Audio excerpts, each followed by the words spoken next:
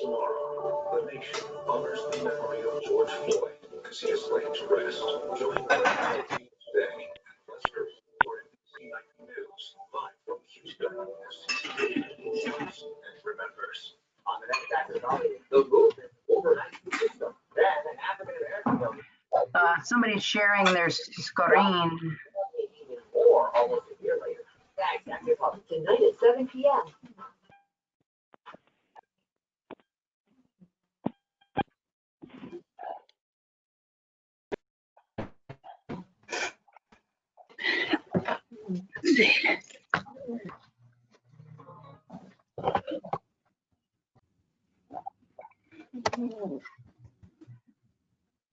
Who's that sharing their screen there? I don't know. Not me. I believe that's Mr. Mayor. I believe you're sharing your screen. There you go. Hi, Dave. How are you? Trying to get everything. I miss your cookies, Katie. Sorry. Well, they're really not mine. Those were the Girl Scout cookies, Dave. I can't take credit. Yeah, we've got some frozen downstairs, so I might have to break them out. You know, it's funny. Emergency rations, huh? I was just packing up some Hershey's Kisses for my father-in-law, and I thought, oh, I could bring these to the meeting. Oh, no, I can't. Well, you thought of us. I did. I was thinking, where is Walter on? Walter, you with us? Hey, Ken, are you on the line? Yes, I am. Dave? Oh, Ken, can you move Joe Fela and Wendy Fallenbach and Chief Ceruto to staff, please? So, panel. Wendy Fallenbach, Yep. Chief, And Joe Fela. and Joe. Alrighty. Thank you. You're welcome.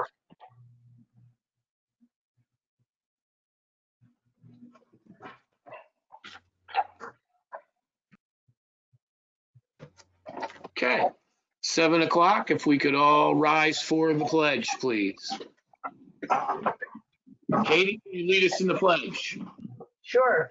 I pledge allegiance Pledge allegiance to the flag of the United States of America and to the republic for which it stands, one nation, under God, God, indivisible, indivisible, liberty, with liberty and justice for all. Thank you. We can have a moment of silence for the men and women of the armed forces, our first responders, the Floyd family, and all those who have been affected by COVID-19, and throughout the United States, the social unrest affecting us all.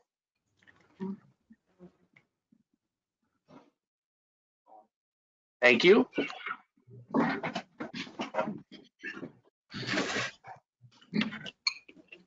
Next is public participation. Pete, can I just get a roll call? Yep. Katie Francis, Dave Lawson. Let's Skelly.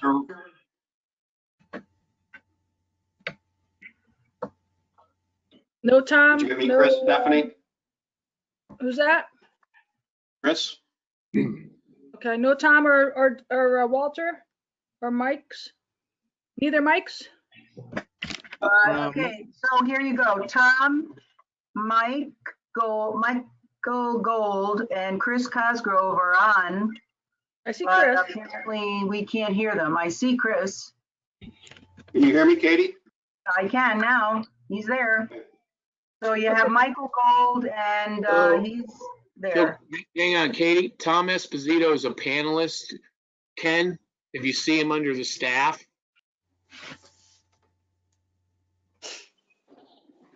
Tom Esposito, yes, he's here under staff. He does not have a microphone connected at the moment. Michael Gold is muted. He said he's muted. He's there. Okay, thank you. Okay. And is Walter there, Dave? Is he on the list? I am not seeing him listed. I don't know if, I don't know about Mike Nahom either. He didn't text me. Hang on one moment.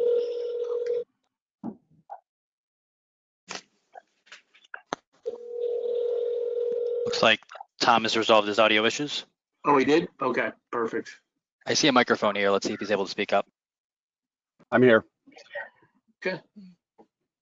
All right. So we can begin the process. So next is the public comment. And if we could start down the screen, Ken. Start with Barbara Wolf. Okay.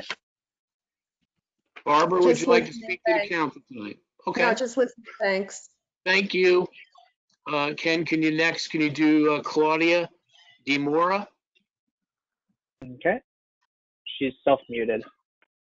Claudia, would you like to talk to the council tonight? No, thank you, just listening. Okay. Next is Mr. Lofgren. Can you unmute Mr. Lofgren? Ken. All set. Self-mute is on right now. Okay. Oh, sorry. Would you like to speak to the council tonight?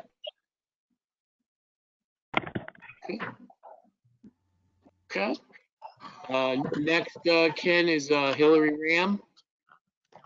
Okay. Mr. Mayor, do you hear me, Mr. Yes, Mr. Mayor? Walter. Pete, Walter Bear. We got you. Pete, do you hear me? Yes, sir, All we right. do. I'm here then. All right. Ms. Ram, would you You like can to? hear me, Mr. Mayor. Yes, sir, we can hear you, Walter. Thank you, Peter. Thank you, sir. It's Hillary Ram here. I'm listening. Thank you very much. Just listening. Thank you. Joe Quanta. Joe, can you unmute Joe? All set.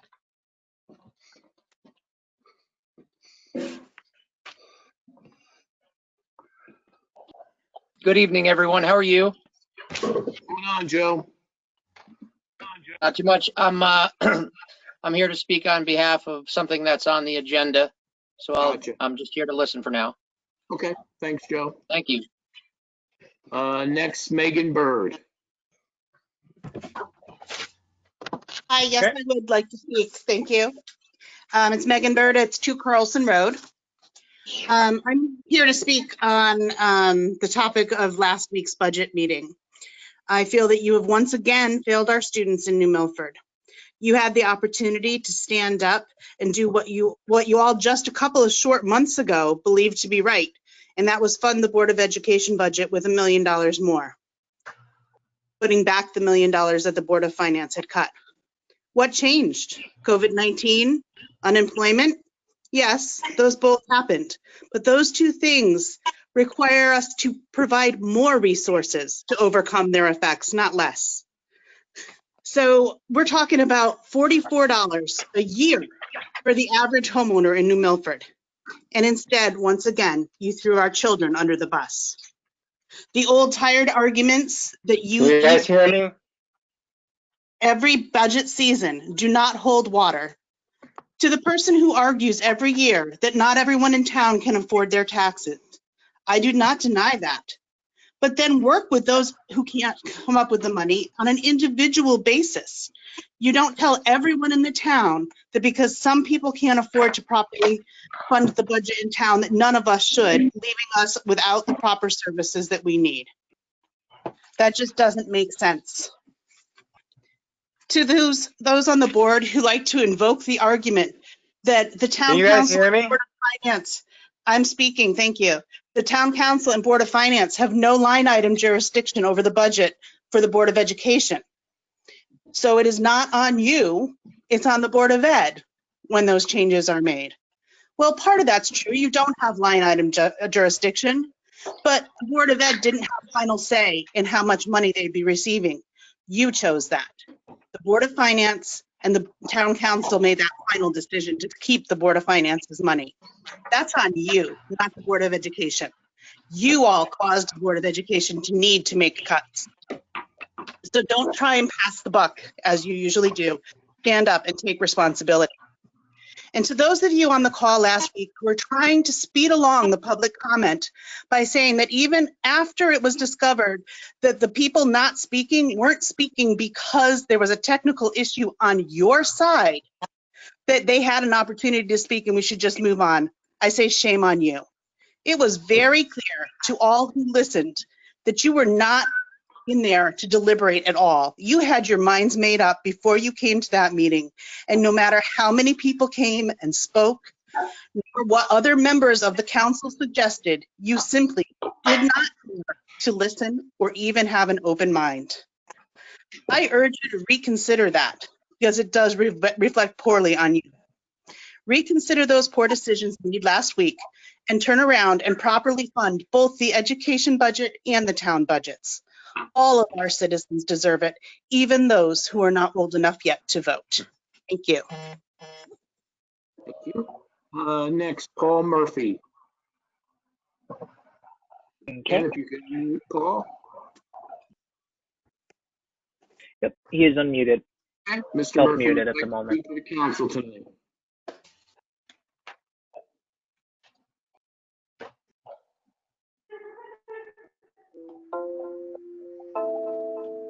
Okay. Ken, can we move on to Rick Agee? Rick, would you like to speak to the council tonight? No, thank you, just listening. Okay. Next, Mr. Fotopoulos. Okay. Would you like to speak to the council tonight?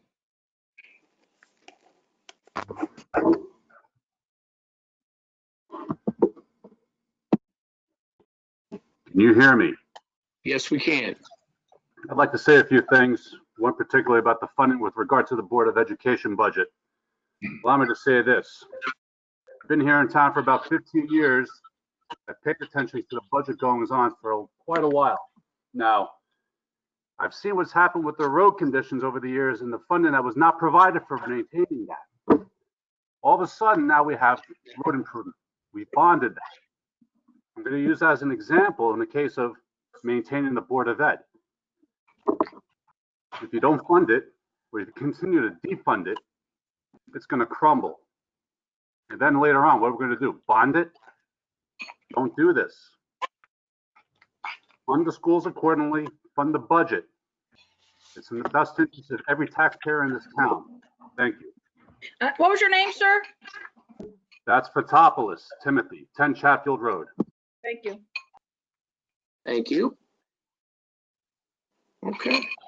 Next is Pat Erickson. Pat, would you like to speak to the council tonight?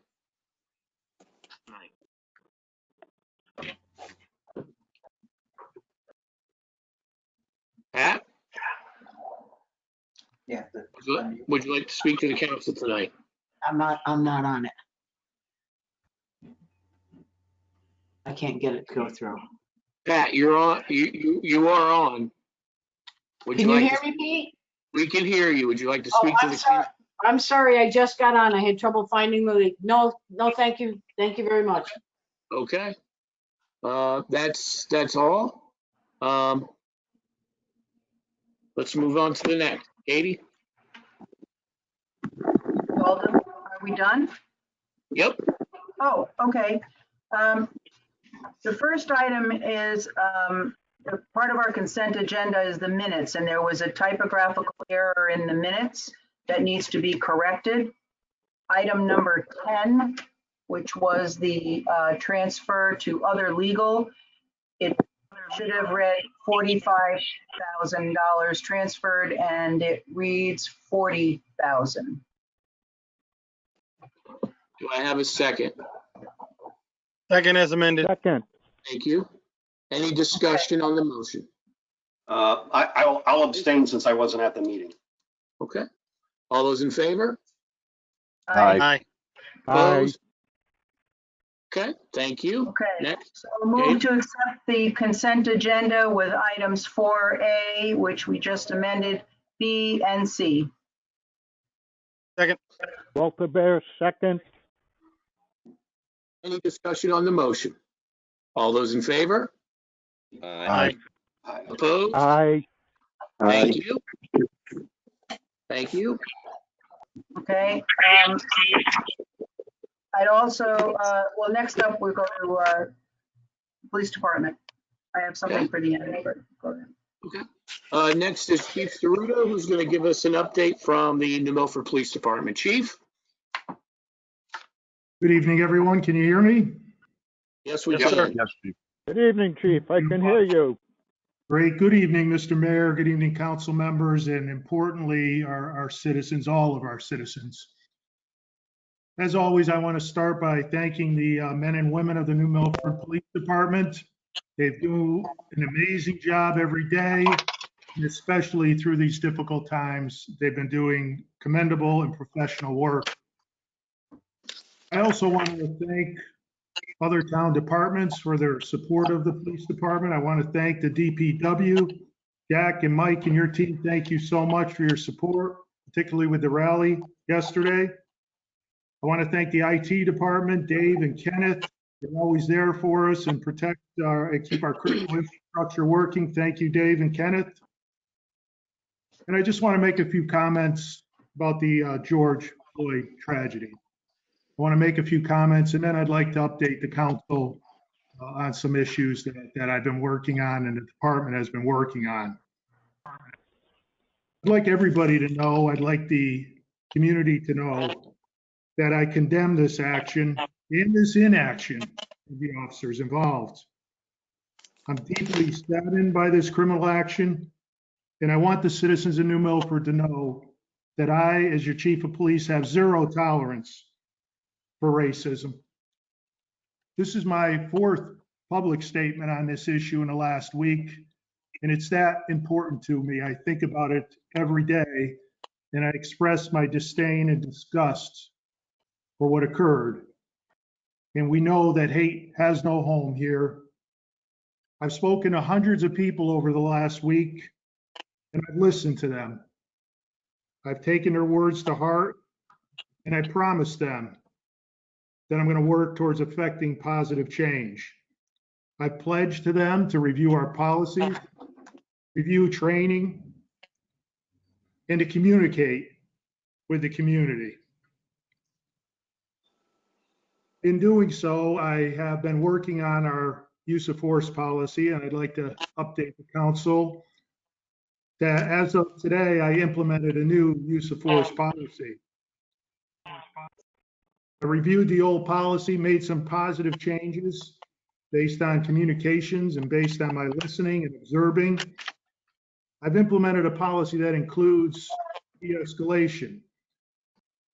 De-escalation in the use of force, verbalizing when engaging with the public in order to attempt to gain compliance. I've added requirements for de-escalation to be included in our training. And our policy also speaks to civil rights. As I said, verbal persuasion, and also a complete review of any case of the use of force. As I said, I've committed to review all of our policies, and I will continually do so. It was important to mention that I did make this change today, and I wanted to update you on that. In addition, as I said, I've been listening to the community, and I intend on having a listening session coming up in the next month or so when the COVID clears and it is allowed to have that sort of gathering. I want to listen to the community. I want to sit down with them. I want to hear their concerns, and I want to work with them for positive change. We're all in this together. We always say that everybody deserves equal treatment. I stand up for justice. I stand up for fairness, and I stand up for equality for all. Thanks, Does Chief. anyone have any questions? Thank you, Chief. Thank you. I have a comment. Yes. I have a comment. Mr. Lawson?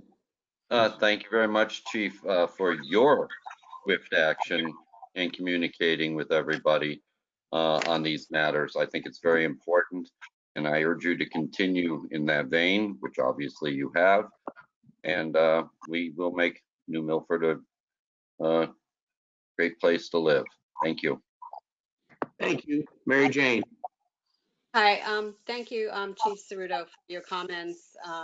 I know you do really mean it, and it's a very serious situation. What I'd like to ask is, and ask the council and the mayor and Chief Ceruto, is anybody interested in like putting together an independent police review board to have citizen input into the policies and, just so we have a very well-rounded, have public participation in the whole process. I think that might be a good idea, good place to start. So is that something that we could possibly do? This is Chief Ceruto. My answer to that is I do want to listen to the community. I think it is important. And that was my idea, to have community listening sessions, somewhat of a workshop or something to that effect, where we take in ideas, consider options, and involve the public. And I think, Mary Jane, from what we heard from the public, both via email and hearing from the constituency, from our public at large, is they really want to see change. And they want to see change in not something that's going to take a lot of time, but something that we can do with some immediacy, as you can see the chief doing. So I would appreciate we give the chief a chance in the beginning to do his due diligence, to do his listening campaign, and then bring it back to the council. And then we as the council then can move forward from there. But I think if we can do our due diligence, let the chief do his, I think that's the most prudent thing to do right now. Mr. Mayor, Well, Walter Bear. Yes, sir. Yes, Chief. Yes, Chief, sir. can you hear me? Yes, sir. Walter Bear. Okay. Chief, just a comment. You hear the cry in Minneapolis about defund the police department. How would that work? What kind of alternative would be in place? What direction would you move in, sir? My direction is to improve operations, improve the way we work with the community. One step that New Milford made in this last year was with our community care coordinator, Justin Colmer. He was an excellent addition, and he brought a social services approach to law enforcement. I would like to continue in that direction. He's been immensely successful in dealing with many social problems, to include homelessness and drug addiction and mental illness, veterans concerns, and has been amazingly helpful during this COVID issue. My guidance would be to improve our operations in that direction. Katie? Well, Chief, we can do that. Sorry, Walter. That would be wonderful. Thank you. No problem. Yeah. Thank you, Chief. Thank you, Walter. Thank you, Mayor. And thanks, Chief Ceruto. I think your idea of listening sessions is great, but I concur with Mary Jane that at some point when you are, you start your listening sessions, and hopefully they'll be very fruitful, and we'll all gather some information that you'll pass on. But I know of other communities that have done this, not in times of strife, but just have had them for years. And I think it would be a very good idea to reach out to the community and in a, maybe a more formal way by having a community committee or whatever you would call it. So I think it's a good idea. I'm certainly open-minded. Obviously, I want to work with you and affect change together.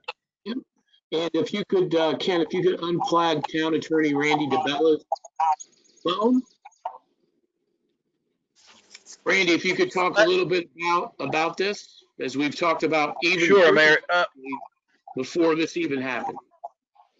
Yeah, During the course of the transition, just prior to our Matt leaving, the mayor had talked to us about creating such a board. In other words, to do exactly what you're talking about. And I started to work on it. And then things hit the fan, obviously. But I did start researching what type of proposal, what type of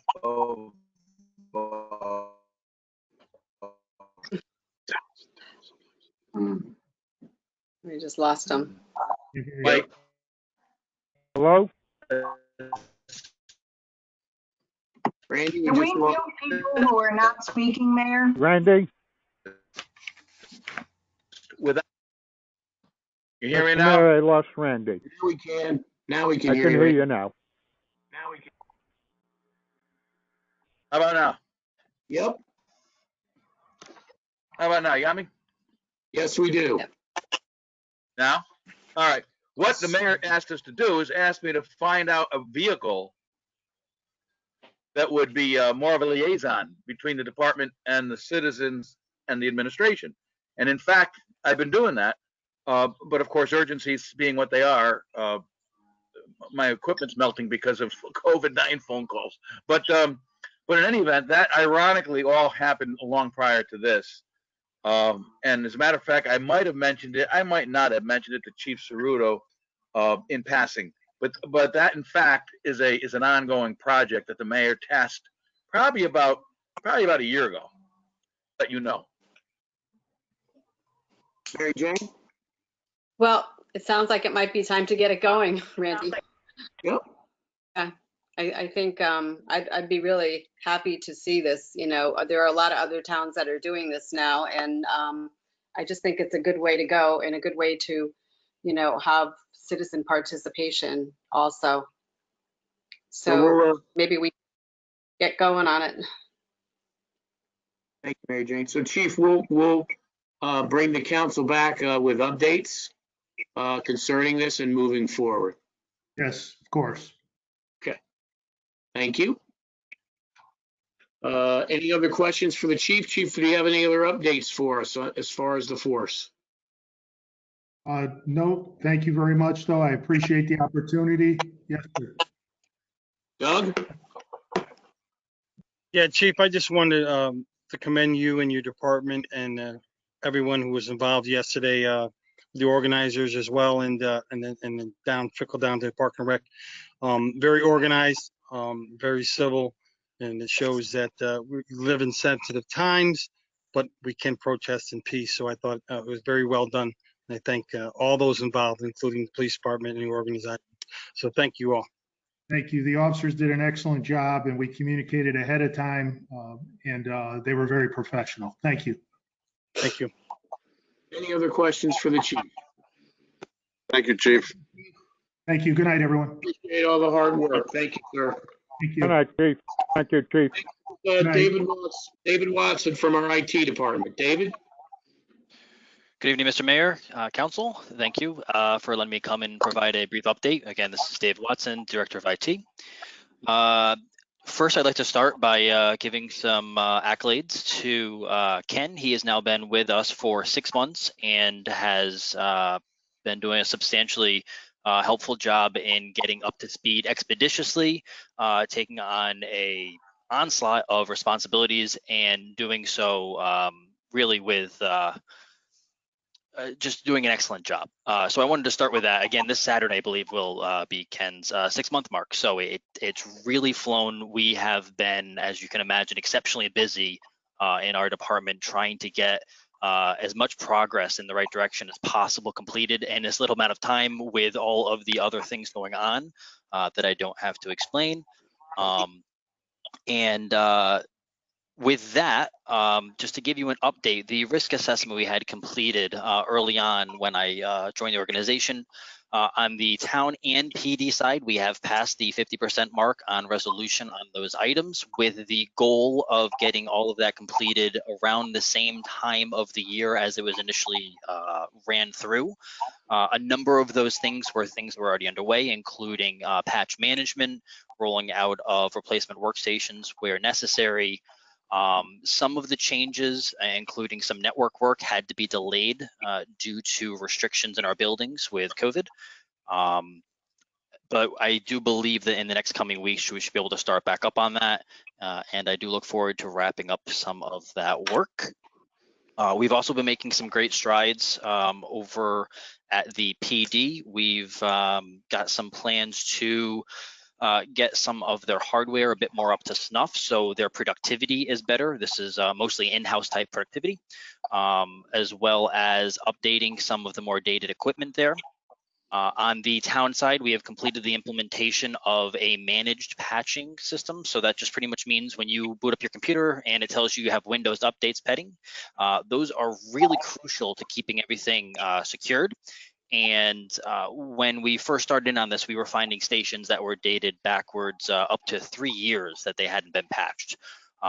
We are now at the point where every month at the tail end of that month, everything would be patched, and the majority of it well before that. Some of the stations are offsite and slightly less accessible. Once we're done on the town side with this, which I believe this coming Tuesday would be our first fresh rollout with everything patched, we'll be applying the same over to the PD. The reason being, the PD is a 24/7 organization and highly critical to make sure nothing goes wrong. So we tend to be exercise additional cautions when doing implementations up there. So we like to suss out more or less those details on some of the town computers, and then once we have utmost confidence in that, that's when we start to implement it over on the PD side. It's public safety. It's the utmost important for Ken and I that those systems are running as best as they can, as consistently as they can. So that's the intention there. We are wrapping up the end of our fiscal year, of course, and we are getting ready to prepare for next year.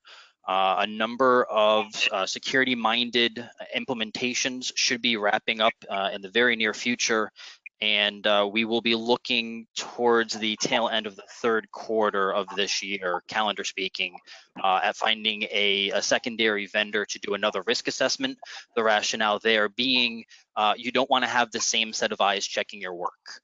If you hand the same work to the same person or different work to the same person, right, and ask them to do an assessment, they're likely to find the same issues. We want to have a new set of eyes to find things that the first individual may have missed. So that's just a brief overview of what we have been up to. Again, my thanks to Ken. He has really stepped up to the plate and done a substantial job over the last couple of months. And the amount of progress we've made in the last couple of months has frankly been substantial. And I'm hoping to continue that effect in the rest of the year.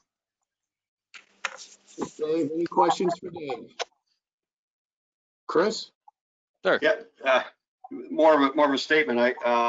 David, thank you for everything you've been doing. And, I noticed I think it was about a week after we did our first remote town council meeting. There was a meeting in Hartford that the governor was trying to convene, and they couldn't get the technology to work. They couldn't have the meeting at all. And I thought, well, apparently they don't have a David Watson, and I'm thankful that we do. So thank you for all your hard work during all this and getting these things set up. I appreciate that. I think it's been a challenge for all of us. Everything for all of us has been different. There really isn't much consistency from before all this occurred. But I think that the town has really done a substantial job. We were able to quickly get individuals working remotely so they could continue their jobs while being able to be at a safe distance. I think we had 45, 50 staff members that were able to be remote within just a couple weeks' time from the time we got the go ahead to do so, which was no small move, but nonetheless we were able to do so. Of course, the ability for everyone to gather and hold these council meetings is critical for us to be able to have continuity of government. So thanks for everyone for their patience. I know there's been a couple of bumps along the way, but I'm happy to see that we're all here and able to do what we need to do to continue the town forward. Excellent. Any other questions for David? Doug?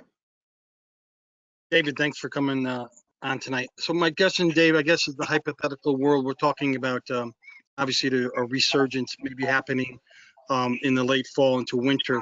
Do you have some kind of a plan set up if we go back to, say, this world that we're living in today, for webinars and stuff like that? And my second two-part question is, have you been in workings with the BOF at all and talking about anything with them with their IT, or do they have a separate people they talk to? Forgive me, the Board of Education or Finance? Education. Forgive me.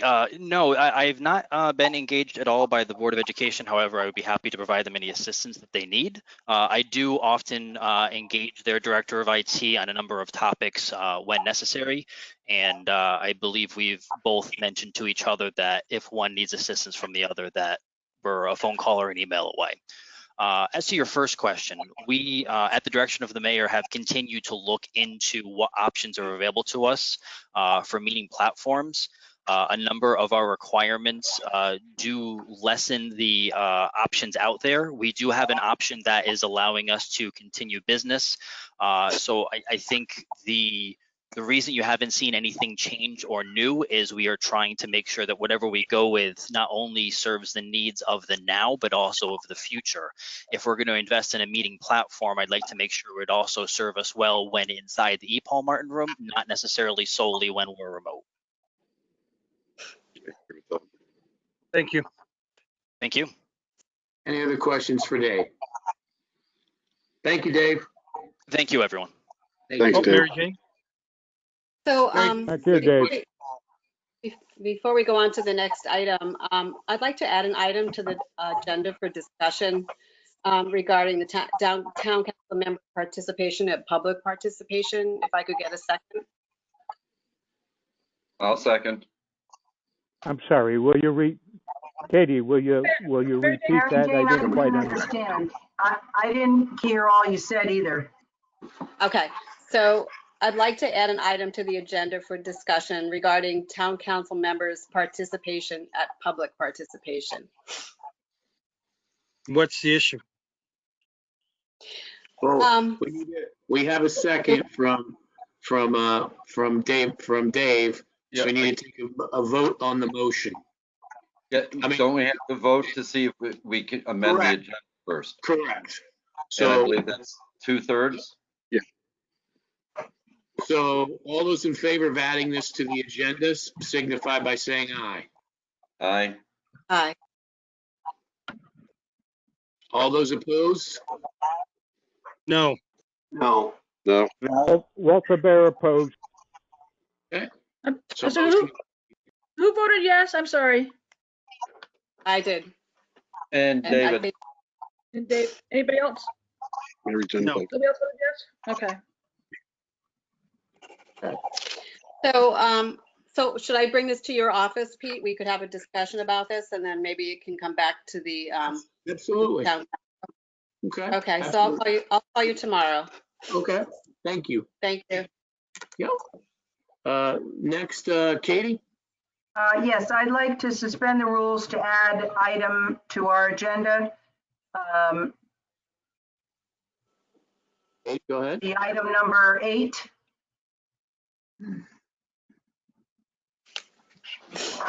Okay. Can you hear me? I'm getting a lot of feedback. Nobody's, okay.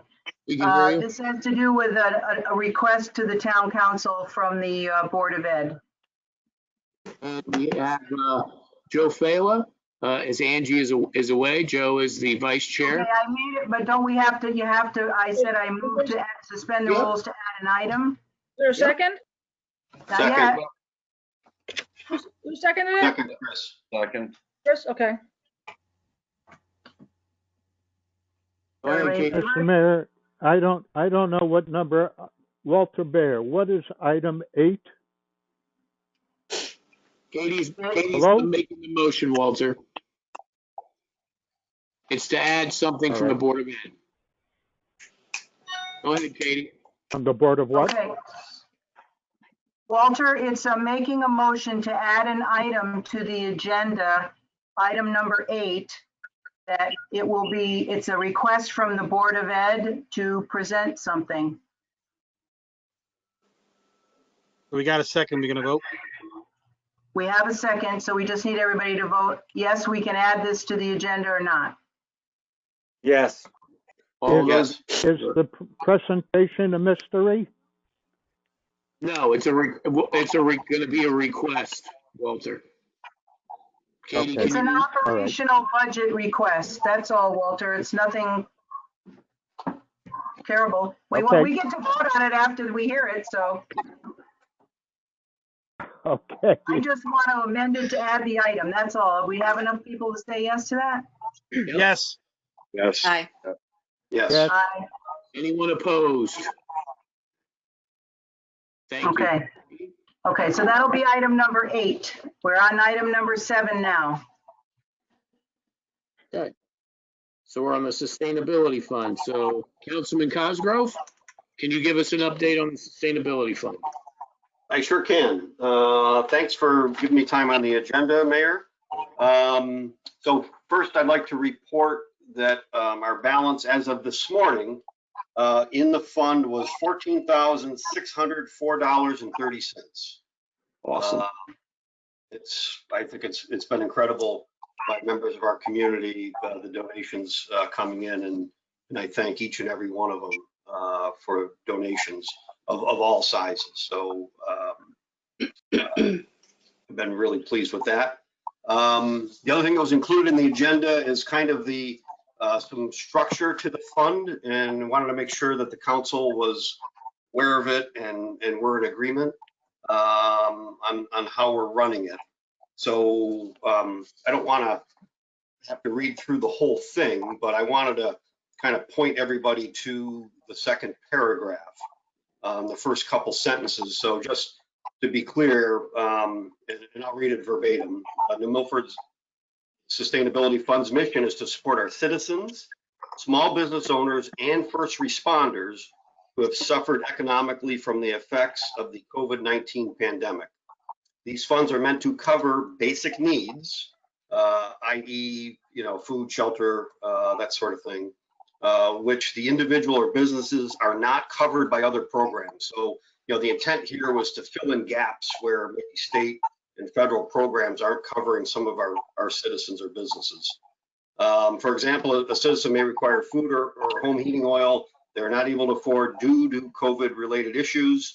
A first responder who is a volunteer might require a hotel to quarantine after contracting the virus, or might not be eligible for workman's compensation due to their volunteer status. And then potentially, a local small business owner might require some assistance to move their business online as their normal sales channel is closed due to government restrictions for COVID. And then also funds can be distributed to local nonprofit groups who support our citizens' basic needs, like New Milford Social Services or the Community Fuel Bank. And then just basically after that, the fund is administered by our finance department, and funds will be distributed by a majority approval of this council. However, there might be one exception to that. In the case of an emergency request that maybe can't wait until the next council meeting, it's possible the mayor can approve funds to be distributed, and then we would be notified at the next council meeting. And then there are applications that people would need to complete to be considered for donations, and a copy of that was included in your packet. And we're thinking, and this is kind of based on criteria, Carolyn Hagelin was very generous and kind of shared with me structures for what they do in senior center and fuel bank. And one of the things they do is they do have a cap for individuals, and then both a cap in the amount they can receive, and then the amount of times they can receive funding over the course of a calendar year. And I thought that seemed pretty wise. We put a cap in here of $500,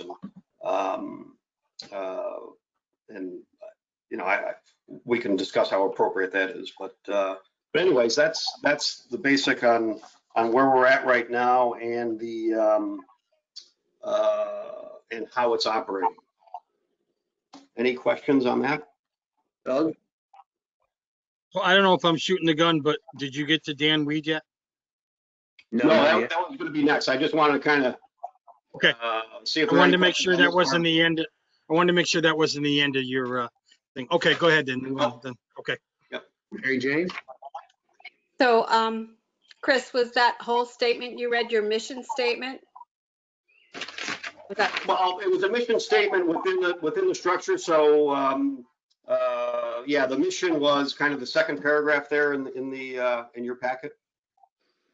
Oh, okay. Because I was going to say it sounds kind of long, and you might want to break it up. Mission statements are usually pretty short, and then you break it into goals.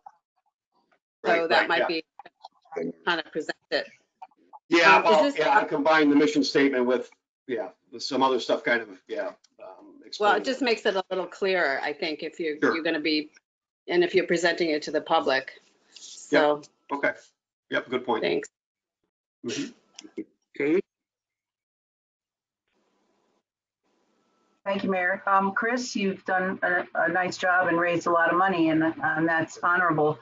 Having a lot of experience with funding people in need and raising money to do so and writing up the rules and regulations, it's very difficult to not upset somebody. But there is one thing that I'm interested here is how, when you say someone who has not received any other help, I'm just curious how you/the town or what agency is going to do that vetting, because there's a lot of ways to be helped, including United Way, and I just, not so much that we've had a rash of people wanting this. I just wonder, as things continue and possibly get worse as far as the COVID pressure on people, how we will know, other than maybe our social service office. And I'm not talking about our first responders, as far as I'm concerned, because they are out and about, if one of them would be ill or anything like that, they most certainly should rise to the top of this. And I think we have a lot of small businesses who've had problems, but are we equipped with the staff to know if someone has gotten a PPP loan, as an example, or some other small business loan? Not that they shouldn't have it, but if you're really going to do this and really be across the board as objective as possible, you do need to have something in place. So I'm not saying you shouldn't do what you want to do. I'm just saying my background tells me that you just need to have a little more tweaking, because the day you don't do it is when someone's going to show up, and you don't want to be caught potentially doing something that, I mean, residents have made these donations. So it's, you want to do the very best that you could possibly do with this fund for all those people that have put their hard-earned money in. That's all. But I think it's a wonderful idea, and I laud you for taking charge of it. Katie, those are great comments. And, if I could, maybe I'll circle back with you, and you can help educate me on better ways of doing this, because you're exactly right. People have been generous, and they donated their hard-earned money to this fund. And if we don't distribute it correctly, if we lose their trust, that would be a horrible thing. So I really want to avoid that. And you don't want to make it so difficult that somebody who does need help finds it just too much added pressure in their life to try to do it either. I understand that, but certainly anytime I'd be happy to. Just wanted to tell you, I think it's a good idea. Just be cautious. Yep, thank you. Mary Jane? I have a question. Who else is on the sustainability board or committee? What is it, a committee? Is that what it's called, the committee? Right now, Mary Jane, it's the town council. Okay, so there's nobody else. It's just the council? Correct. Okay. Yeah, I mean, I'm kind of leading the promotional efforts now. There is a section here in the handout, and we can discuss this, and I'm happy to really make it work however the council wants to do it. But so applicants are required to complete the request form shown below. Requests are brought to the mayor or fund leader, which would be myself, to ensure request meets the fund's criteria. Requests that meet the fund criteria will be brought to the New Milford Town Council for approval.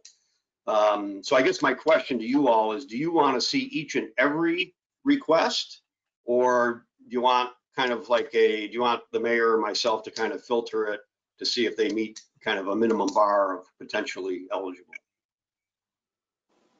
Mary Jane? Well, I think we should all see it. I think we should see everyone that comes in. I think that's the fair way to do it, so that it has a lot of eyes on it.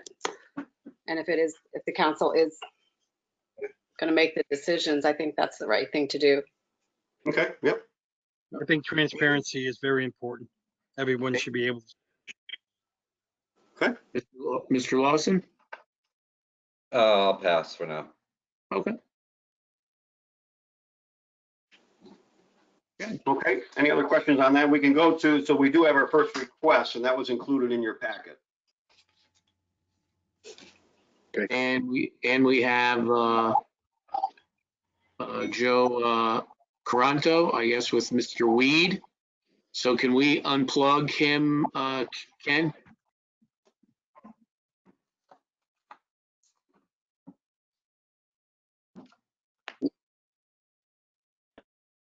Chris, could I just ask a question before they come up? Who exactly is applying for this? Mr. Weed himself? Well, so Mr. Weed's name is on the application, but the application has come in for Mr. Caranta. He emailed it in, and he's the one I have been communicating. Good to move. So Ken, can you unmute Joe, please? Thank you. Good evening, Mr. Mayor, members of the town council. How are you? Thank you. If you just allow me just a split second, because I'm on a mobile device here, I just want to get to my notes and transition over to that. Just give me 1 second, please.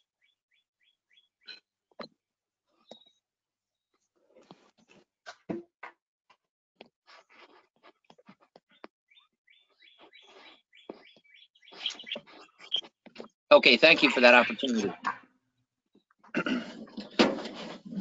Mr. Mayor, I don't know if this is unorthodox, but because we're going to be talking about a specific individual and certain finances, I don't know if that is something that is fitted to be in the public. Is that something that would constitute an executive session? Randy? Randy's on the line. Randy, what are your thoughts on that? No, this doesn't qualify for executive session at this point because it doesn't involve a performance of an employee, and the employee has not been invited to the meeting. So right now, what we're talking about is something that's in the general session, unless there's something within the purview of privilege. And what would that be? It would be the discussion of an employee performance, discussion of an employee position. It would be litigation or advice of counsel. If you wanted to ask my advice on an issue that would be privileged, we'd have to go into executive session by way of a 2/3 vote. Gotcha. Thank you, Randy. Thank you, Mr. Mayor. So I'll do my very best to leave out some of the details. But my name is Joe Quarant. I think many of you know me.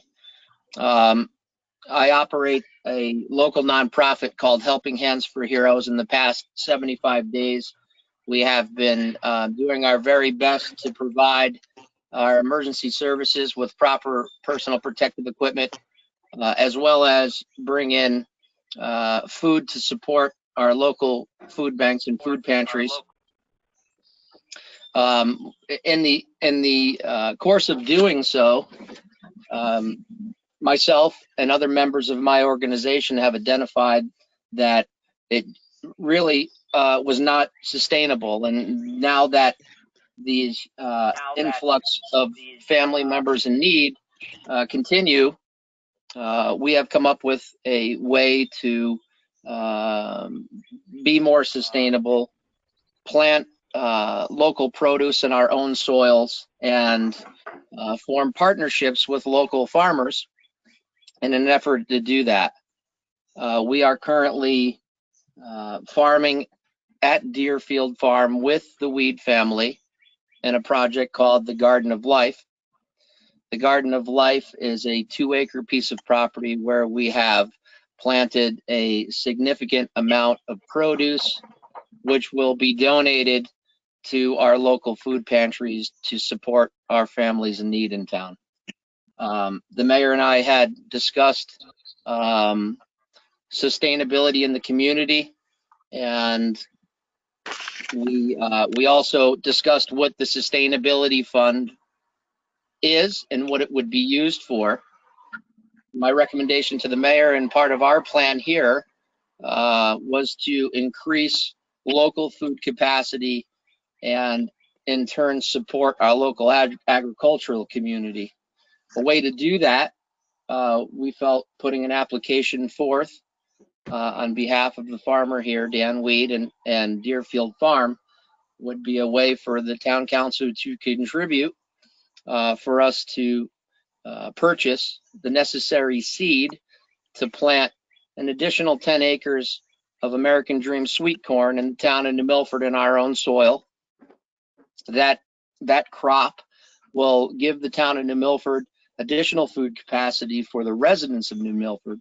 And as part of that additional food capacity, a portion of that crop will be donated to families in need. It will be delivered, it will be harvested by the farmer, and it'll be delivered to our local food pantries by Helping Hands for Heroes, Camellis Cupboard, New Milford Social Services, and other food organizations for distribution. Katie, you have a question? Katie? Yes. Hi, Joe. I do have a question. I guess Dan Weed is not with you. Dan, I'm actually coming to you from the weed farm. I'm in the garden here, and full transparency, it's kind of nice to have a meeting. Well, that's nice. I'm just curious, Joe, why, if this is Dan who's requesting the money for the corn, why your name is on it. That's all. We just were talking, I think you probably heard that Chris was going through the mission, and there are a lot of pratfalls that can happen in this type of thing. And the getting between the farmer and the money is a big one. And I think if Dan wants to grow corn, I think that's wonderful. If you want to help him once it's grown to distribute it, that's wonderful. But having Helping Hands ask for the money does not meet the criteria that Chris just read to us. And I'm not saying there's anything, bad about what you're doing, but if it's for Dan, then it's Dan who asks. And once Dan grows the corn, and if you help him do that, that's fine and dandy, that's his business. But this is an example of why it says that it's for a small business owner, a citizen, and a first responder.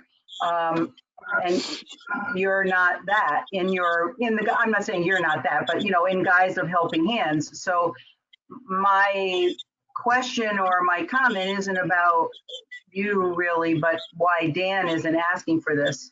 If he's going to grow, we have partnered, Katie, with Dan Weed in the farming operation. We have invested in the farm. We are helping him farm, and we have become partners in the farming operation. And my application is specifically referring to number 2 of the sustainability fund, which is food insecurity. And the food insecurity portion of this is, and I'll read it. A growing part of our population in New Milford is in need of food assistance. The fund will help allocate capital and increase farm production in New Milford to provide fresh, nutritious food for our population. Assist our town agencies that support New Milford Food Bank's senior center activities and support senior health. So that's specifically what we're applying for. And to answer your question with Dan Weed, we have partnered with Dan Weed in the farming operation. Okay, I'm well aware about food insecurity, Joe. As you know, I live that every day, and I feel and New Milford people are part of that. But there are ways to do what you're talking about doing that don't involve you. It involves you helping. I'm not saying there's anything wrong with what you want to do with Dan, but Dan, this fund is not for an organization to come in and say, we want to do something good, so we need the sustainability money. people in this town donated their money, right? And they donated it under the guise of helping first responders, small business people, and with basic needs. So Dan might have a basic need. If he needs to grow that corn, that's fine. If he wants to grow that corn and give it away to people in need in New Milford, that's a very high ideal and great. My comments and my slight edge on this is that this, what you're asking for is not one of those three people. So I just want to know how and where Helping Hands fits in if it's for Dan. He knows Helping Hands, looking at this. Helping Hands for Well, Heroes is a for a long time, Joe, and I know when you say you're helping him, but he's a farmer, he knows how to grow corn, and I know you're helping him get, your idea is you're helping him get this corn at no cost to him. That's a nice thing to want to do, but the fund is created because it's a slippery slope. You give some to your organization, then, oh, I could be the United Way. I could come and say, gee, I want to help get masks for a whole bunch of people. This is not the point of the sustainability fund, because the people who put their money in this have the right to put their money in other places, including Helping Hands and United Way and other places. So this is really, that's where it becomes a tricky thing. Well, the one thing that, Katie, I think may make this a little confusing, what you don't realize is that we now are the farmer because we have partnered with Dan Weed in the farming operation. We have invested in equipment at the farm. And in some cases with farmers, when Dan's not the only one that we're working with, we have land leased farm property in order to farm to grow food for families in need. So we actually are farming. Chris? So, and if I could interject something. So the ask is for $1,000 for 10 acres of corn seed. And then in a little bit of back and forth with Mr. Kranta, I was trying to find how much of that we would end up getting, donated to the needy of our community. And he committed to 100 ears per acre, so 10 acres, that's 1,000 ears. And to me, and that's a good thing, increase the capacity. However, I think I have an obligation to be as efficient with these funds as possible. And, I found that we could get, for 1,000 ears, we could get 60 bag ears we could buy from the farmers for $25 each. So we could get 17 bags for basically $425. And if we chose to send that to the food bank or give that money to the food bank or whatever for them to buy from local farmers, to me, that's the most efficient use of the funds. So in essence, we could get the same amount of corn for $425. Right, but Chris, that the discussion back and forth was a discussion that I wanted to have with you in person, which you did not grant me the right to do so. Furthermore, it was a discussion that I would rather have had with the town council, because the way the fund was advertised was that the town council would have the ultimate ruling on this. And unfortunately, I was a little disappointed with the fact that you took it upon yourself to deny me my application in an email. So I'm glad we're here, but the amount of corn specifically would be 40 60 count bags of American Dream sweet corn, which retails for 75 cents an ear. So on $1,000 investment, you would receive a minimum of $2,000 worth of corn back for the food pantries at a minimum. And when I say a minimum, because there's only one person that knows how successful a crop it's going to be, and that person doesn't live on planet Earth. So we're at the mercy of Mother Nature. And if we do have a bumper crop, and we do have a tremendous harvest, and a lot of that corn comes ripe all at once, because if you've ever farmed corn, you'll know you may have a day where you get 5,000 ears come good in one day. We would donate that corn to families in need. Mr. Mayor, Walter Bear, may I make a comment, sir? Yes, sir. Yes, Walter. All right, Mr. Mayor.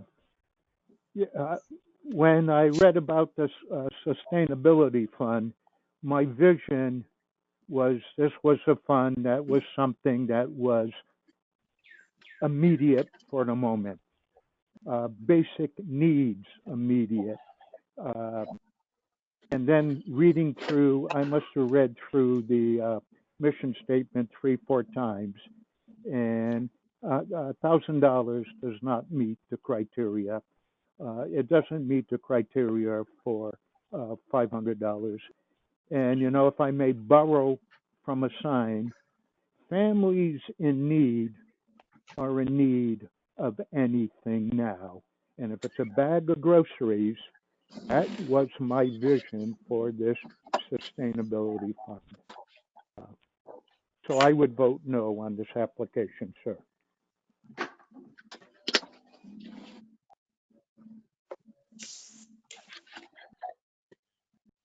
Mary Are you Jane? with me? Yes, sir. Yep, thank you, Walter. Okay. All right. Mary Jane? So I disagree with Walter. I think this could provide a really, this is the time where we get fresh fruit and fresh vegetables from our local farmers. And I think it's a great thing. I don't understand why there's such a big problem with this. If Joe is partnering with Mr. Weed and they're working on this together, I don't know, would you prefer that Mr. Weed just came in and put the application in? Is that the problem? I mean, because I'm sure he could probably do that. But I don't have a problem with this. I think it's actually a really good idea. And I think a lot of people would really benefit from having fresh food this summer. So it's locally grown. It helps everybody. So I don't have a problem with this. I think this fits into the Dave or Pete, can you unmute Michael Gold? He cannot, his mic is muted. Ken, could you unmute Mike Gold? And while he's doing that, Doug? I got two questions. One, Chris, that you're only allowing $500 per application, correct? That's what's in the criteria. The council can change things. Right, but that's the criteria. Yep. So I guess my question would be to Randy, if the way that you say it's written and the way that the application is written, is it two different? I mean, is Randy still there? Yeah, I'm here. I'm here. Does it fit the criteria? The application fit the criteria from which is set forth in the stability fund? No, it exceeds the maximum. But the town council would have to change by way of an amendment to make it go to 1,000. But the town council does have the power and authority to do that. What about the second part, which is because it's a nonprofit with a farmer? Does that meet or not meet the criteria? Right now, it does not. What you would need to see is the partnership agreement between Helping Hands and the farmer, and a covenant that the product will be adequately measured and weighed and get to the place it's going to get to. So you need a memorandum of understanding and take a look at the agreement between Helping Hands and the farmer, the partnership agreement. You'd also have to modify your amount, but it is doable with those modifications and those criteria. So it's just too vague, and it needs to be more precise in the amount asked for and the partnership between the two. Correct? Yeah, we have to see the lawful nexus between Mr. Weed and Helping Hands, and you have to have that, of course, because that's the applicant's Helping Hand. And you also have to have an increase in your maximum by way of the town council. But that way it is doable.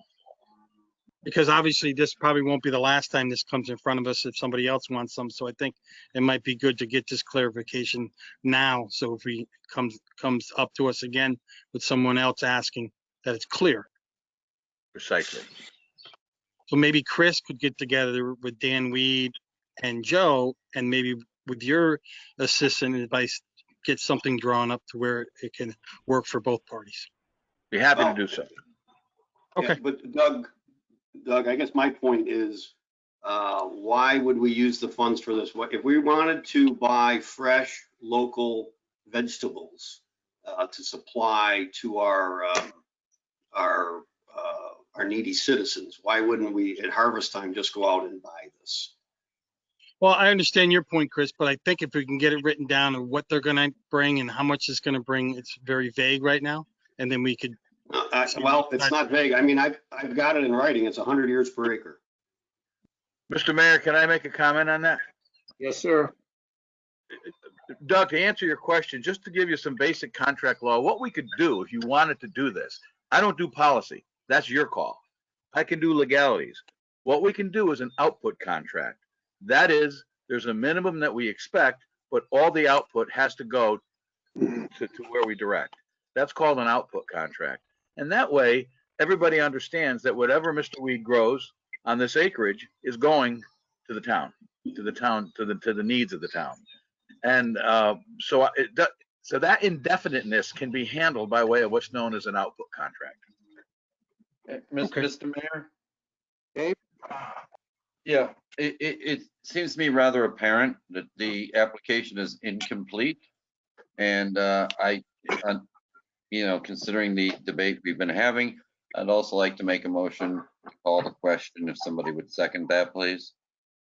There's no motion, I don't believe. Second. There's no motion. No motion? No motion. Nobody made a motion. Okay, thank you, Stephanie. No motion. Well, folks, I think we're at a place where we're going to be at this all night. So Okay. we'll bring this, if it's okay, Mr. Cosgrove, to bring this back to the council. We've heard from the council some of the concerns that we have. Mary Jane?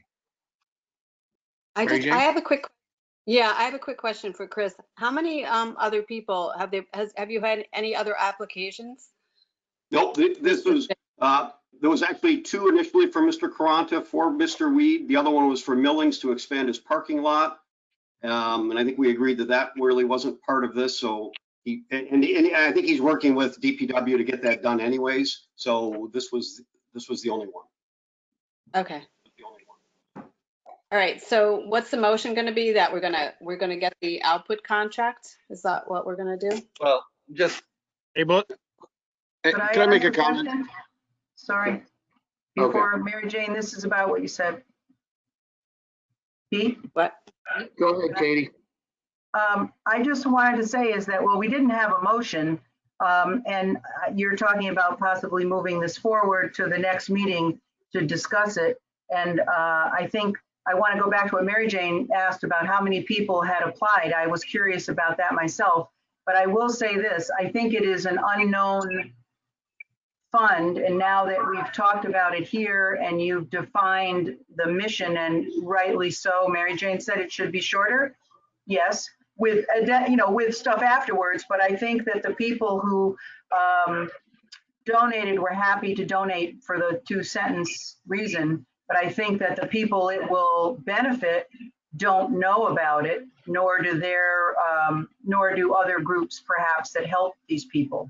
I happen to know about it because I was on the council, but there's a lot of other people do not know. So maybe in conjunction with reviewing how to approach something like what we've been brought tonight by Mr. Garanta and Dan Weed, that you also review how do you get this information out there so the money just doesn't sit there. If it's there, as Walter said, people who need help, they need it yesterday.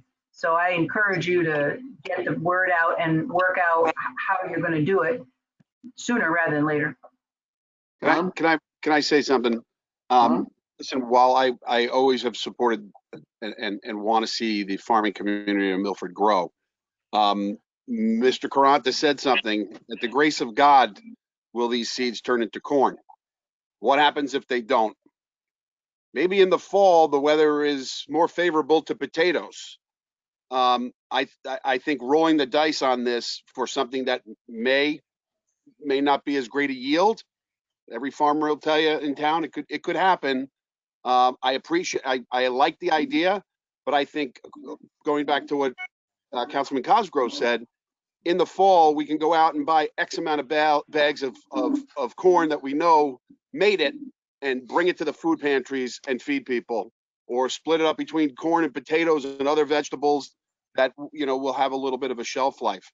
I appreciate the efforts of it, but I think that's a little bit too risky, you know, is betting on something that's going to come out of the ground and hope it rains, hope we get enough sunshine, hopefully nothing happens to it. I would not be supporting this. Okay. So the sense of the council is we're gonna kind of bring it back, right, Councilman Cosgrove? We're gonna fine tune it so the council can opine on some of the comments that were given to us this evening. I move that we table this to the next council meeting. Do I have a Walter second? Bear, second. Okay, Mary Jane? I have a question first. So what is our answer to Mr. Caranto and to Mr. Weed? Sorry. What do you want them to come back in and have a discussion about, you know, their memorandum of understanding, the things that Randy talked about, the output contract? So are we just going to leave them hanging? Because the longer you leave them hanging, you know, the I see later the this corn's as going to get something that planted. I thought that Chris had to have a discussion and maybe include the town attorney. A memorandum of understanding would be kind of a time-consuming thing to do for something that should be pretty simple, but if that's what it takes. But I think it's up to the sustainability person to discuss what's needed and then come back to us. Yes, of course, time is of the essence, but you know, this is the first one, so I can see why we're, you know, in uncharted water a little bit here. So, well, I still say table till next meeting. So Mary Jane, so the way I'm looking at it is I will get together with Attorney DeBella. We'll have a conversation, maybe the parameters of an output contract, what that kind of looks like. And I think he mentioned maybe looking at the relationship between Helping Hands and Mr. Weed, and understand what we need to do there for our due diligence. And then I can communicate that back to Mr. Caranto.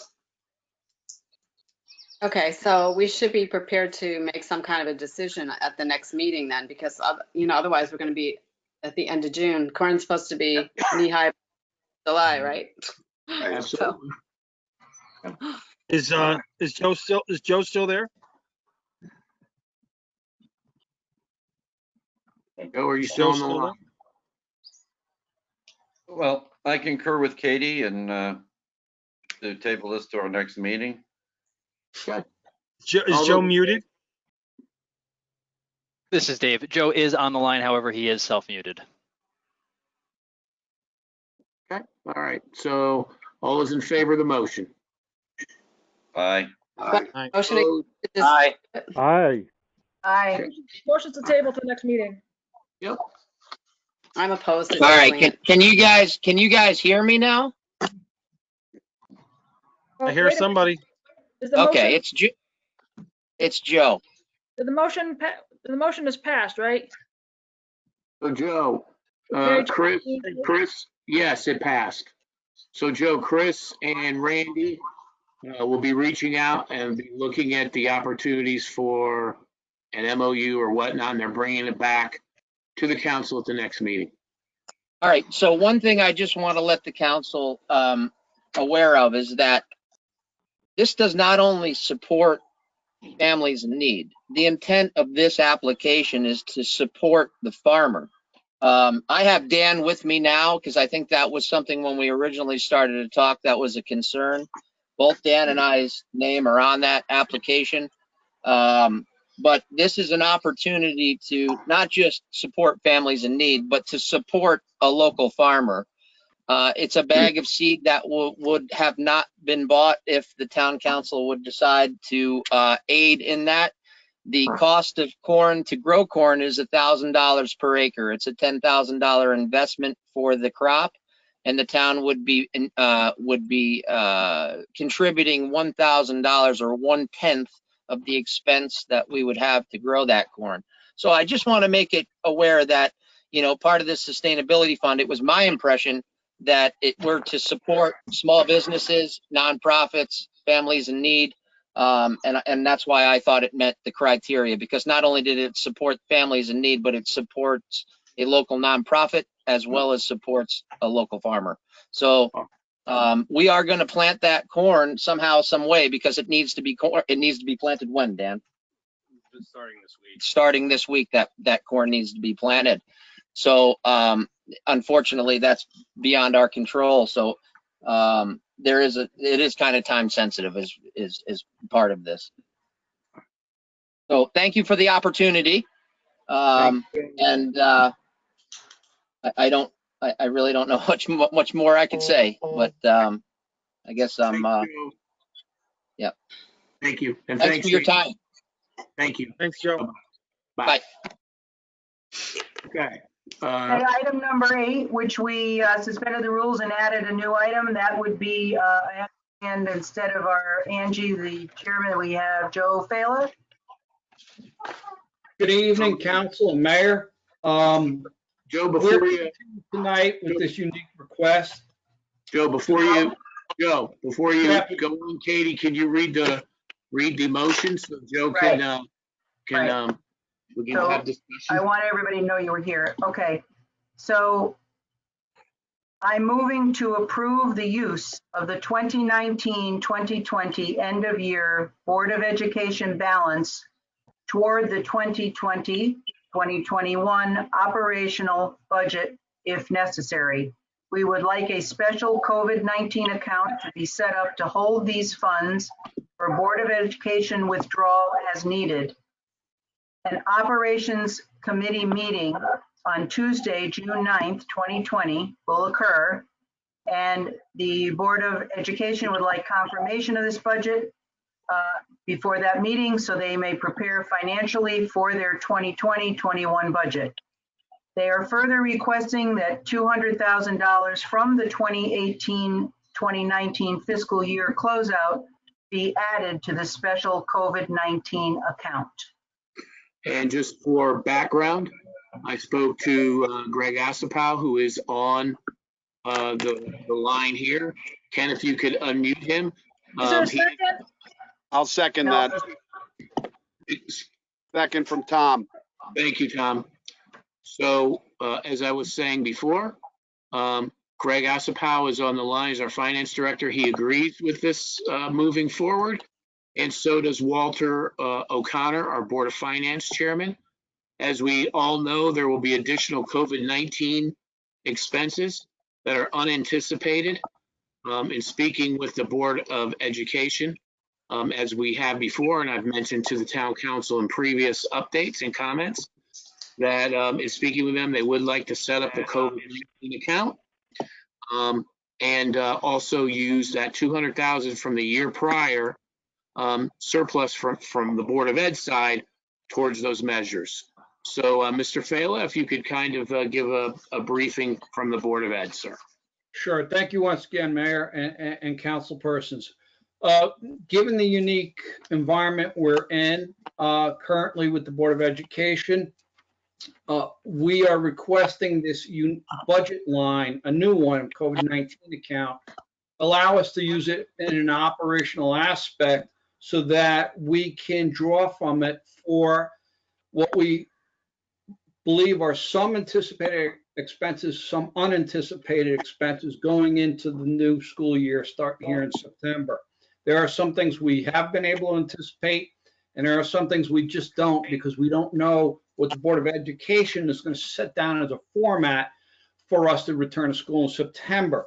We anticipate a fiscal year end balance surplus, again, because of the situation we're in with some savings we've had, and we'd like to run that over into the COVID account so that we have the operational use of it through the next year.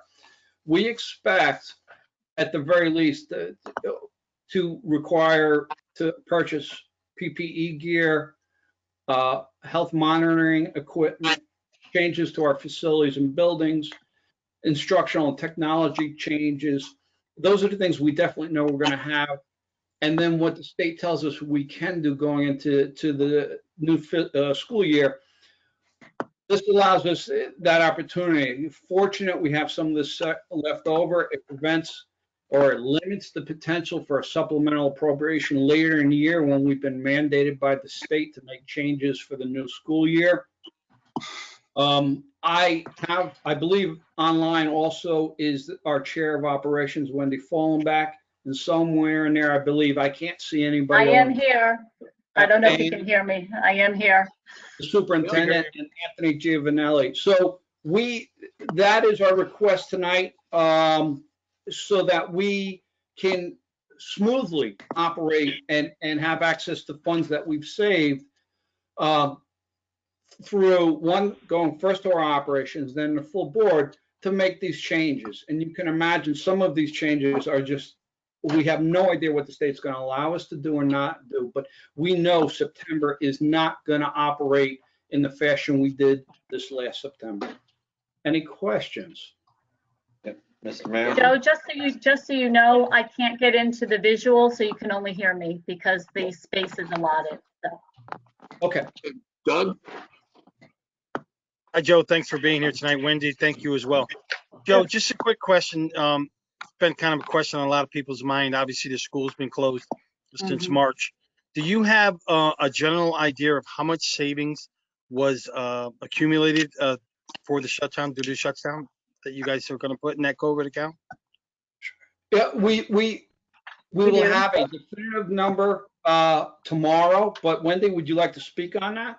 Sure, absolutely. Right now, for tomorrow's operations committee, and thank you for the opportunity to have this discussion. As you know, when the board, at the end of each year, the board closes out their budget.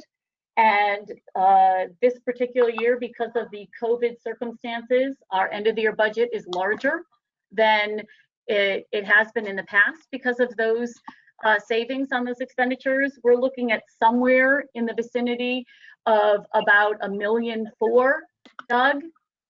$1,400,000 some odd thousand will be our total end of the year balance. That number, please, is still a fluid number. We have rollout to do and we have some expenditures, but you're looking over $1 million. And right now, the posting for tomorrow is somewhere around $1.4 million. The request that was sent forward is just for you to authorize the creation of this account, that if the board could take this money and the closeout of the 2018-19 and put it into this account, it would allow us to draw on expenditures that we know we're going to have. We know they're coming. The account would be created, and if the board chooses, they would take that request in the same parallel way they do any other board expenditure request, and they send it, they identify the need for the COVID expenditure, they send it to the operations committee for approval, and then it goes to the full board for approval. So it's an extremely transparent process that identifies the COVID expenses related to this account.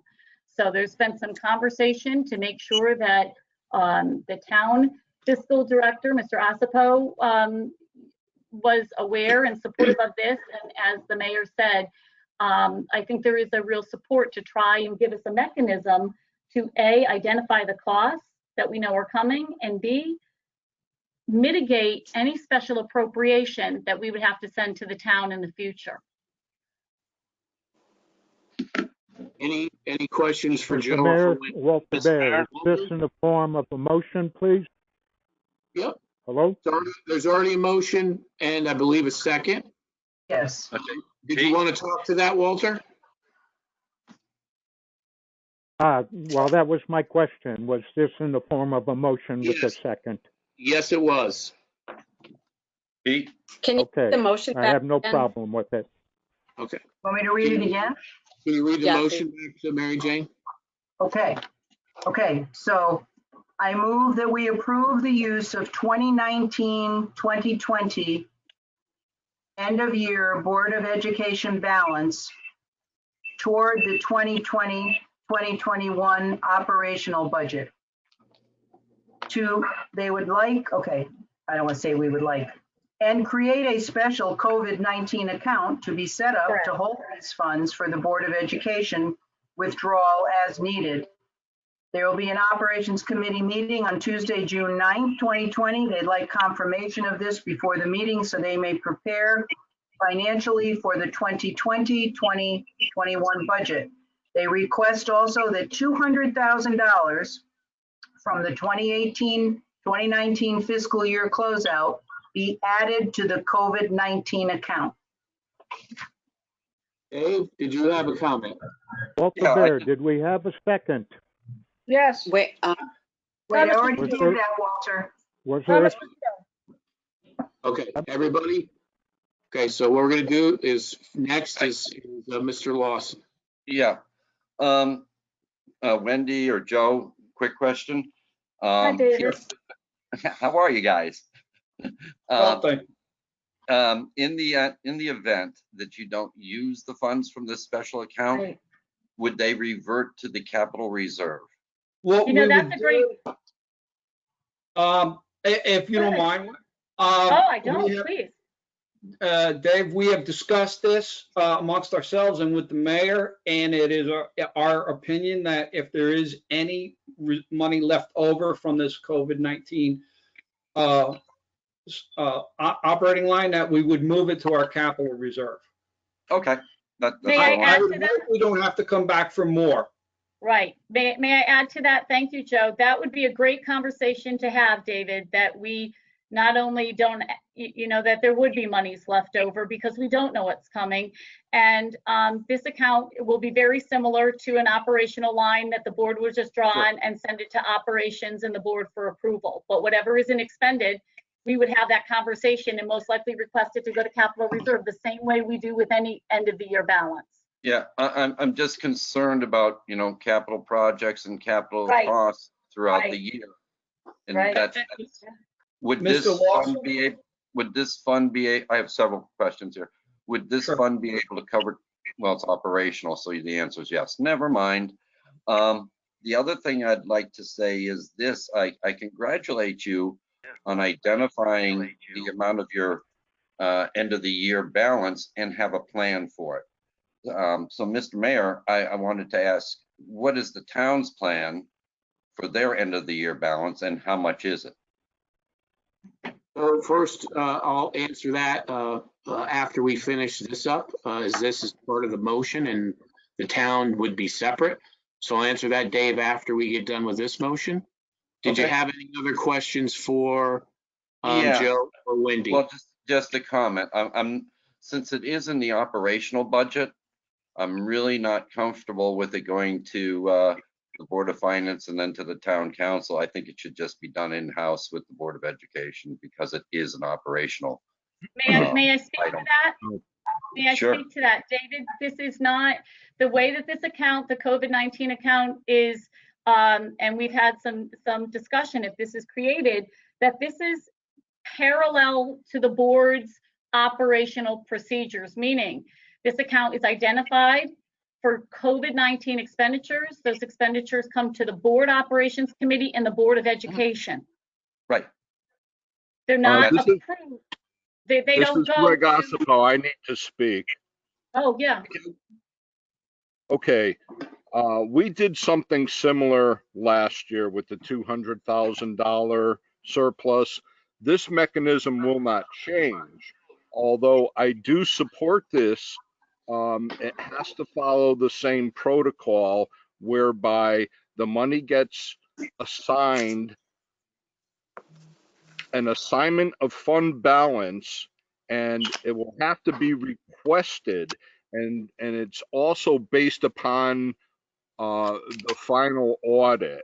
So to say that you're going to automatically bring it into the operating budget of the Board of Ed is premature. I see where that will eventually happen, but the request will have to be made via supplemental appropriation. Can I ask a question on that? But basically, it's the same protocol we've used before, but once the appropriation is signed off by the town council and the Board of Finance, it goes into account which is drawn on ultimately by the Board of Education. So, Correct. Okay, I think we're talking the same thing. Okay. Right. Okay. There's certain procedure that must be followed, in order for it to be appropriate accounting wise. Like I said, I'm in support of this. However, it's contingent upon the final audit, and it's going to be initially, I spoke to Anthony. I told him I would support this, and it would be virtually the same mechanism as what was set up for the $200,000 from last fiscal year. I believe Anthony's attending this meeting. I don't know if he's able to speak. No, that straightens it out for me, and I just let you know I'm in full support. If I could just elaborate on that, basically, Greg, just so I'm clear, the audit closes and then the supplemental appropriation drops into this account. Is that correct? You'll have to go back to both the council and Board of Finance to request the supplemental appropriation. But the concern is that we can't wait until the end of next year to actually draw on that account when the audit is finalized. That's exactly. If you understand, if you can appreciate this fact, we're starting to gear up for September now, and we truly don't anticipate that the state is going to allow us to put every student in a classroom 5 days a week. So we're going to see some modification of that, and we are going to be required to access funds at a relatively quick pace for these unexpected expenses with regard to getting these students back, protecting these students, protecting staff, teachers, being allowed for students to be in classroom some days, out of class the other. So what we don't want to see is where we get burdened down and it takes us months to acquire these funds that we need. I don't see that as a problem, Joe. Okay. Like I said, I will accommodate you in any way I can. And frankly, if a special meeting needs to be called, so be it. But it has to follow proper protocol. Greg, to that point, I appreciate your collaboration and your support on this. I mean that sincerely. Is there a way that we can work around that with the motion is pending final audit and we can still work around that component the way we've done in the past? I understand. I believe you're going to have more than 1.5, frankly, from what I'm seeing on your financials currently. So if need be, I mean, I will support your request, but let it be known that, we cannot exceed that so-called potential amount, if you will. Otherwise, we will be encroaching on our unassigned fund balance. Right, but if we could, I think if we could perhaps, as it mirrored the 200,000 for the 18-19 protocol, that we could get a commitment for the single supplement appropriation pending final audit and then draw on it accordingly. You already have $200,000 at your disposal. That's Wendy, right? Is that you, Wendy? It is Wendy speaking, yes. Yeah, you have $200,000. I expect that you're going to have more than, 1.5 thereabouts. So to ask for the money without the final audit being in place, I would be comfortable going, at least $500,000, $600,000, $700,000 beyond that, in addition to the $200,000. So you're almost talking $1 million there, Wendy. And don't tell me you're not going to spend that within the first few months of the year. Oh, don't be surprised. You may commit it. I mean, cash out the door. Okay. Okay. It was my understanding. It was my, and I can appreciate. It was my understanding that we need to go into our budget closeout And one of the ways of looking forward to handling future COVID expenditures is taking our end of the year balance and putting it into a COVID-19 account, which we could draw on in a transparent manner and use towards those expenses. That drawdown out of that account is going to lessen any request that may have to come forward for a supplemental appropriation, and the expenses could be quite large, Greg. We don't know. We're getting numbers that are large. So I get that. Upwards of maybe $2 million. I've heard that.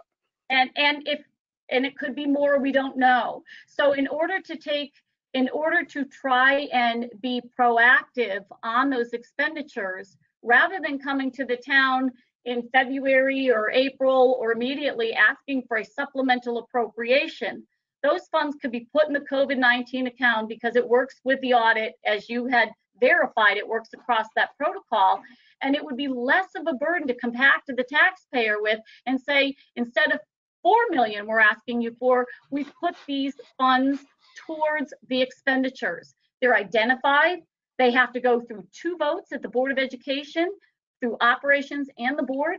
So they're extremely transparent. And not only are they identified for audit purposes, they're identified for reimbursement purposes when we're trying to get grant reimbursement and government funds to reimburse us for those expenditures. I get that. This may all be reimbursable. All these funds may be reimbursable. I understand that. But you've got to understand my perspective. The council voted to the word I'm looking for. We deferred taxes for a full quarter. So, you know, there may be some cash flow problems in the first quarter of this fiscal year, where I may be forced to liquidate some assets to meet cash flow.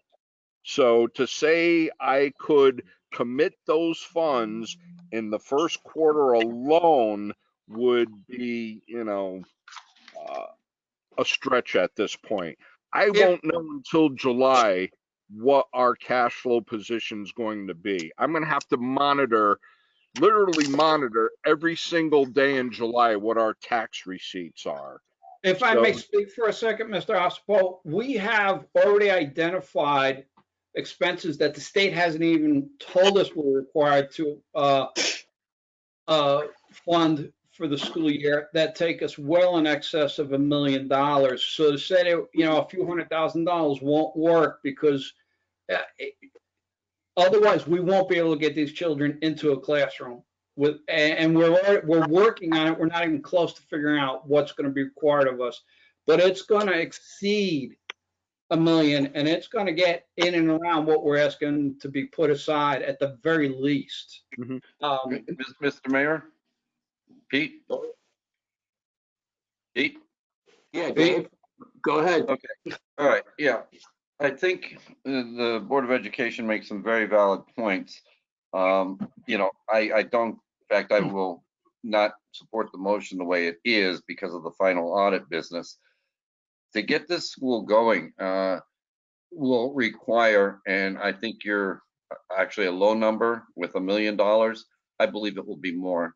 If we have to run 2 transportation trips a day, you're talking doubling transportation. That'll bring you to what, $4 million, $5 million right there. Okay, it goes extremely fast.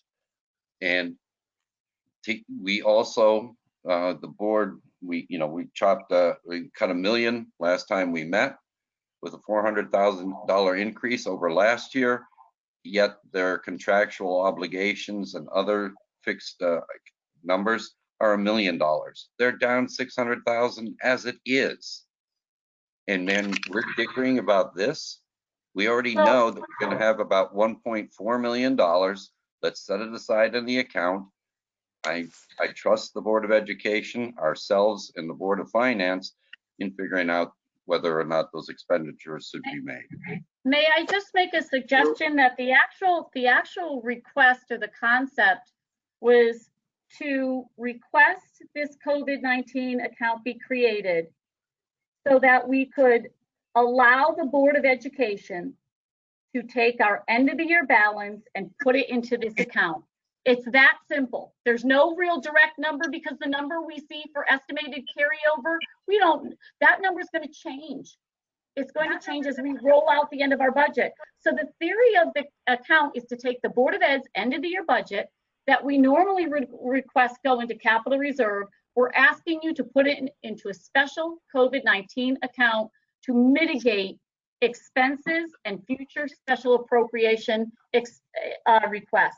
That's really what this And I is. understand that, Wendy, and I support that, but that's going to be not on the budget, it's going to be on the balance sheet, and that's a big difference.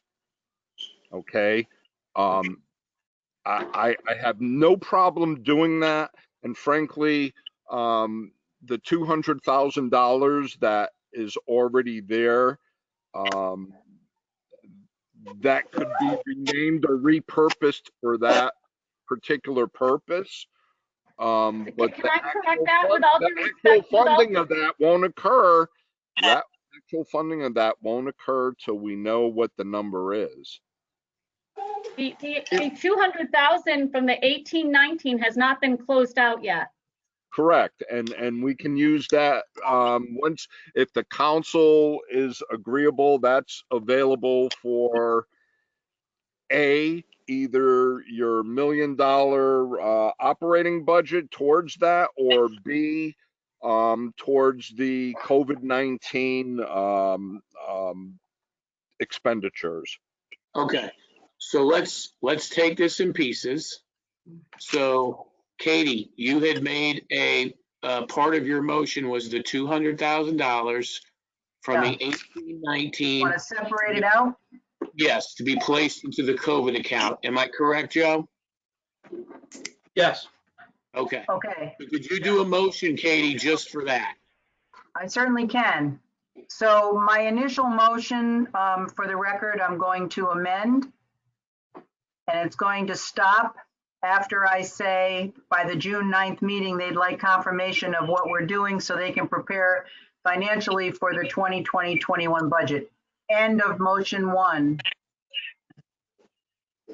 That's taking the money that they want from 2019-20 end of year and moving it to 2020-21 and the I'll creation second of that. COVID-19. Thank you. That's motion number 1. So that's the 1.4 on that one? Is that the 1.4 No. million? Okay. No, that's 200,000. 200,000, okay. So this is the motion on the $200,000. Okay, Chris. Walter Bear, second. So I just have a question on this account that's being created. Is there strict criteria that anything coming out of that account has to be used for a COVID-related issue? Is that correct? That's our understanding Thank you. on the Board of Ed. Well, it does go into your operational, so what is COVID, you know? Well, that's a subjective term. I mean, and that's important to me that is clarified. This should not just be used for normal operations, in my opinion. If it's identified as a COVID fund, it's got to be something COVID related. Can I just clarify that the 200,000 that we're talking about from the 18-19 budget, we were asked by the council to take that 200,000 and offset our budget the last time around, and that it would come through as a supplemental appropriation back to the board. There was no stipulation at the time that motion was made that it had to be made for a COVID expenditure because COVID didn't exist at the time that motion was made by the town council. That's right, but you're changing it here. Now you're changing it, the use of it. Okay, I guess my question is this. If we have to add extra buses, that's COVID. If we have to modify sports, that's COVID. If we have to modify classrooms, that's COVID. Okay, so I don't agree that any modification from here forward, you just say it's COVID. You don't agree with that? No, I don't. How would you Mr. define a Mayor, I COVID? want to move the question, please. Okay. Walter All right. Bear, I would like to move the question. I'll second it. Hello? Okay, Go ahead, Thank Walter. you. let's go. So, all in favor of the motion for the 200,000? Well, we Say have, aye. Aye. we Aye. have to call the question first. Okay, Aye. okay, Aye. so all those, Walter Bear, second. Aye. Hey, wait, so all those this, in favor of moving the question forward signify by saying aye. Aye. Aye. Any Aye. opposed? Okay, now to the motion. All those in favor of the motion of the $200,000 signify by saying aye. Aye. Aye. Anyone Walter Bear, opposed? aye. Thank you, Walter. Make a note that that was unanimous. Okay, next, we're gonna go to Second the, motion. correct. I move that the $200,000 from the 2018-19 fiscal year closeout also be added to the special COVID-19 account. That'd be the Board of Ed special Walter Bear, COVID-19 second. account. I have a question. Yep. Is there a second? Wait, before we discuss, was there a second? Second. Walter, Walter second. Bear, second. Okay, Walter, thanks. Chris? You're welcome. The other question I have on use of this account, is it just, can it be used for salaries, benefits at all, for headcount increase at all? So, not to speak for Joe, and I apologize for jumping in, Joe, but if there is a requirement of, say, for instance, you now have to spread the kids out per room 6 feet, Correct. and that creates with the number of children that are in a room to then require a second class because of the attendance of the kids for the COVID 6-foot distancing, then yes, the additional staff would be covered under COVID because that would be the requirement because of the additional classroom that would be needed to cover because of the social distancing. And would they be classified as temporary staff? So when COVID goes away, that staff goes away. And Chris, that's a great question, but that's actually going to be mandated by the state of Connecticut's Board of Education. They're the ones that are going to mandate these guidelines. So we couldn't here really opine on those because we don't know the guidance that we are getting yet from the state, as the Board of Ed hasn't even gotten those yet. Wait, can I make it? That's a great question. And there have been, Chris, thank you for that. There's been a lot of information. This is an ever-changing situation. And to answer your question, an example of things that might come out of that account, it is my understanding the COVID-19 account would be used for that, for expenditures that we did not have in this budget, that we did not prepare for because of COVID-19. In other words, for example, when you say things that are, I can give you an example. If you're looking professional development for distance learning, if you're looking at some kind of a head count, if you're looking at a bus monitor that is required to have students X amount apart, if you're looking for PPP gear, if you're looking for touchless bathroom supplies, if you're looking for tech purchases, app purchases, if you're looking for social support, there's a lot of components, you're exactly right, that are not exactly a bathroom sink, so to speak, and that you've hit on the crux of the purpose of this account. The significance of this account is because unlike the capital reserve, which we draw on for capital expenditures, more building and construction related, this is not that. This is a combination of COVID across the board expenditures that we know we're going to be faced with. The state has already come out with many formulas of what we can expect, and our, districts similar to ours are looking at $1.7 million, okay? And it runs the gamut from all of those services that I just named. That's the purpose of this account, that it's not the capital reserve, it's that the Board of Education can go to it and absorb those expenses that we know are coming and lessen the burden to the town of New Milford and the taxpayer in a supplemental appropriation larger bill. That's it. That's the history of this account. Simple. And we just know, if we know that we have $1.4 million or somewhere in that vicinity coming in, it would be prudent for us to put it in an account that we know we're going to be spending well over that. That's all we're saying. And for another example, to take it the other extreme, if we wanted to add a Russian study class in high school, that's not COVID-19 related. We couldn't do that. We wouldn't do that. But we are at the mercy of the state. Walter Bear, move the question, please. Move the question. Walter Bear, move the question, please. Okay, second. All those in favor of moving the question? Aye. Aye. Aye. Aye, Walter Bear, aye. Thank you, Walter. Okay. Okay. Does anybody understand the motion? Could you read the motion again, Of Katie? course. Thank you. Of course. Okay. I move that the $200,000 from the 2018-2019 fiscal year closeout also be added to the special COVID-19 account. And that was seconded by Walter Bear. All those in favor? Aye. Aye. Aye. Anyone opposed? Walter Bear, aye. Thank you. Any abstentions? Motion carries unanimously. Okay. Katie? Motion to adjourn? Oh, what about the Walter 1.4 Bear, million? second. Wait. I have What two about- motions that I read and two motions were voted on.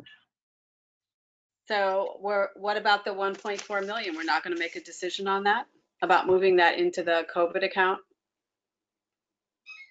Is the 1.4 million you're referring to, Mary Jane, the 2019-2020 end of year Board of Education balance? We approved Right. that already. We approved That's that what already. we all voted on. Oh, we already voted. Okay. All right. That was the Yeah, first one. Walter Okay. Bear, motion right. to adjourn. Second. Walter Bear, motion to adjourn. Okay, second, Walter. We got a second. Do we have any other things to come before the council? All in favor of the adjournment? Aye. Opposed? Walter Bear, aye. Thank you, Walter. Thank you, everybody. You're welcome. Thank you, Mayor. Thank Bye, you. Robin. Everyone, have a good evening. Good You evening. too. Thank you. Take care, Walter. Thank you. Good night. Good night.